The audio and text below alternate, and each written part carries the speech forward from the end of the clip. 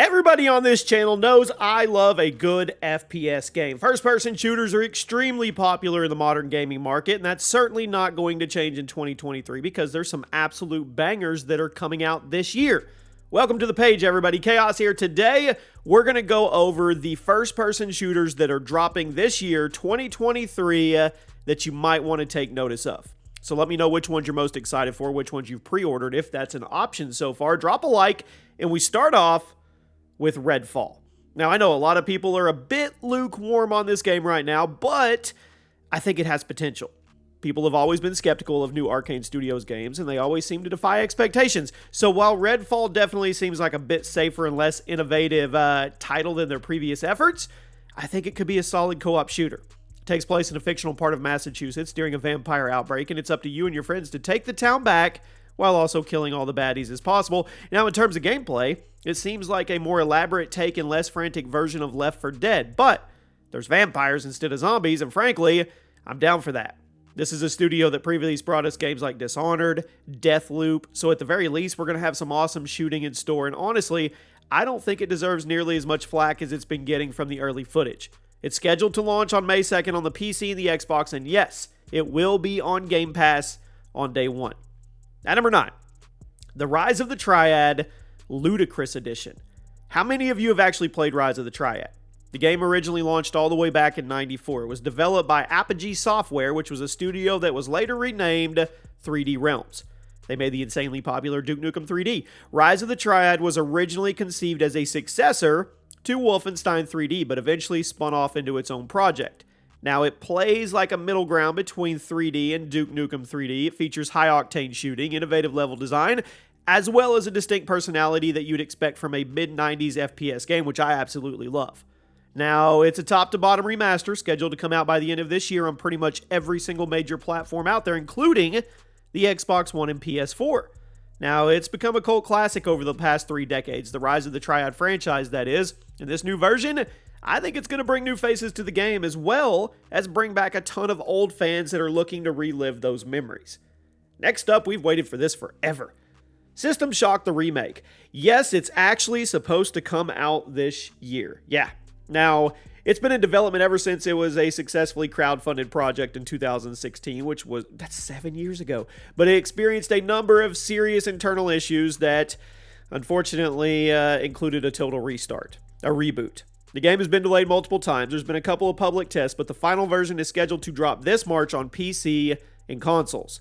Now, the original game was released all the way back in '94, like I said, and widely seen as one of the most influential games of all time because of the story, the control scheme, the innovative design. It blended elements of horror, FPS, and RPG.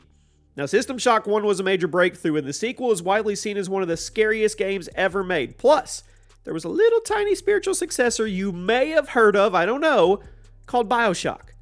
Now, the System Shock remake has hype. It does, which is to be expected for a game that's been in the work for over 6 years. But hopefully, the team is able to come up with something awesome because this is an IP that deserves respect. At number 7, Warhammer 40k Boltgun. Who's in the Warhammer universe? How deep dive is it, honestly? And I know it's an IP that deserves respect. It's one of the most passionate fan bases in the history of nerd culture, and while their video games aren't always the best, the new FPS title Boltgun, to me, looks awesome. The graphics and the art style are deliberately calling back 90s shooters, and the gameplay, it seems to be heavily inspired by boomer shooters like Doom, Serious Sam, which I think that's a perfect fit for the Warhammer 40k universe. The game's been in development for some time now. There's no solid release date scheduled, but the publisher Focus Entertainment does seem confident that it will launch by the end of this year. The Steam page is already live, so you can add it to your wish list for up-to-date news or if you want to, but even if you're not a fan of Warhammer or the franchise at all, maybe check it out. Maybe it's what will get you in. I've been on the fence forever. I've been teetering, but I also know it's a massive jump into that franchise because it's so big. Should I? At number 6, Robocop Rogue City. I've been talking for years about how much I would love a modern Robocop game, and now I'm finally going to get my wish. Rogue City is an FPS being developed by a studio called Teon, who previously made the god-awful Rambo the video game, but they also made the surprisingly excellent Terminator Resistance, so they seem to be attempting to redeem themselves. what we've seen so far. It looks like a passionate love letter to the Robocop franchise, which makes me think it may be much closer to their work on Terminator than Rambo, which is music to my ears, because if it's like Rambo, I'm going to be upset. The game will have you venturing through old Detroit, hunting down vicious gangs and murderous criminals while you unlock new weapons and gear along the way, and frankly, the graphics look amazing. Teon perfectly captured the vibe of the old school Robocop movies, and this is one that's on my list. This next one has been on my list for years. Dead Island 2. I feel like I've been talking about this game for over a decade now, and that's because it's been in the works since 2012. The project was jumped from studio to studio over the last 11 years, but finally settled on Dambuster Studios, who are known for their previous work. Get ready, it's a blast from the past. Homefront: The Revolution. Well, at least it's being published by Deep Silver, who previously brought us Saints Row's franchise, but Homefront: The Revolution, whew, I don't know, it's hard not to be a bit cynical about the game after it's been in development for so long, but that doesn't automatically mean it's going to be another Duke Nukem Forever situation, I don't think. Dead Island 2 features a lot of dark humor, a lot of gory violence, in an open-world recreation of Los Angeles and San Francisco, and despite all the potential issues, I'm at least excited to see this fabled game actually end up being real. So what do you guys think? Do you think Dead Island 2 is going to score high on the Metacritic once it comes out? I don't know. At number 4, Stalker 2. Talk about a game struck by misfortune. The sequel was originally supposed to come out in 2012, but was bizarrely canceled in the middle of development. The project was revived a few years later, and Microsoft dumped a lot of money into it, hyping it up, while also snatching up the exclusive console rights. But then, development hit bump after bump after bump. Development restarted in 2018, was originally going to come out late last year, but after a few delays, and due to the fact that the development studio is based in Ukraine, you can imagine things slowed down for the sake of everyone's safety. But Stalker 2 is reportedly coming out by the end of 2023 after a very hectic development cycle, and the early gameplay looks stunning. The graphics, the atmosphere, it's perfect. The gameplay will feature the franchise's signature blend of horror and tactical shooting. Now, there isn't any set release date just yet, but the developer's official Discord server has reassured fans that the game is coming by the end of the year, so keep your eyes peeled for a big re-reveal is what I guess is going to happen. Microsoft is going to make a huge deal out of this game once a new trailer is out and once they show off more gameplay. At number 3, another one we've been waiting on for years, Payday 3, the long-awaited sequel to one of the best FPS sequels of all time, is finally coming. Payday 2 launched in 2013, 10 years ago, a decade ago, has remained one of the most popular co-op games in the world ever since. There's tens of thousands of people logging in every day across PC and consoles. The developers took a brief hiatus from the franchise to make the absolute worst Walking Dead game of all time, but that's okay. Now they're back, they're focused, and they're ready to redeem themselves with Payday 3, which is set to be released by the end of 2023. The new game will take place in the modern day, features a ton of new technology when compared to the last game, and also utilizes concepts like cryptocurrency, and they incorporate that into your various crimes. The story is going to follow where the last game left off, and it's all being brought to life by the Unreal Engine. Yep, Payday 3 doesn't have a solid release date, but it will launch on the PC, the Xbox, the PS5, and the Switch, and will actually be the same across all platforms, unlike Payday 2, which had some pretty stark differences between the console and the PC versions. I'm hoping this means crossplay is upon us. At number 2, Starfield. Bethesda has a lot to prove. They do. So much. Featuring an entire galaxy worth of planets and NPCs, Starfield has been described by that team as Skyrim in space.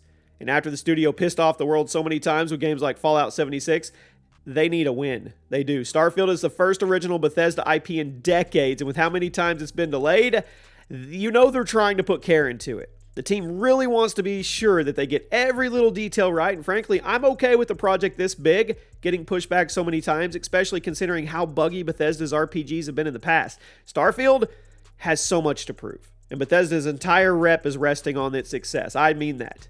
Let's just hope it ends up being worth the wait, and it proves that Bethesda still has what it takes to be one of the most iconic RPG studios in the gaming industry. And finally, the biggest FPS game of the year for me, probably The Day Before. I'm not sure if the game is still called The Day Before, but it's getting the number 1 spot because it looks awesome. And I've been keeping an eye on it for a while. For those out of the loop, The Day Before is a massive survival FPS set in a post-pandemic America where you play as a surviving human, you venture out and try to survive for as long as possible. You try to make allies, you try to stay in one piece. I know this isn't anything groundbreaking or new. Basically, it's DayZ, but with lifelike visuals and refined shooting mechanics, and the development team that's holding on to it, they're just ready. They're ready. The drama surrounding the name is due to a calendar app called The Day Before that suddenly started striking down game videos on YouTube channels in early 2023, which forced the developers to take a step back and figure out the legalities of everything, and that's where we're at. Maybe it'll get a new title. I don't know. It's scheduled to launch exclusively on PC on November 10th of this year. This is the kind of game that I could totally see claiming residency in the Steam Top 10 for years. It looks amazing. The gameplay looks fantastic, and given how big the survival game fan base is on PC, I think this could be a home run. Out of all the FPS games coming this year, The Day Before, whatever it ends up being called, is the one that I think has the most potential to be incredible. Yes, Starfield has a ton of hype. Yes, Payday 3 is going to be awesome, but The Day Before could genuinely be a game changer for the survival genre and maybe the biggest PC exclusive to come out in years. I mean, keep your eyes on this one. Keep a close eye on it. There you have it. Let me know one FPS game we didn't talk about this year that you're excited for, and I'll see you guys soon.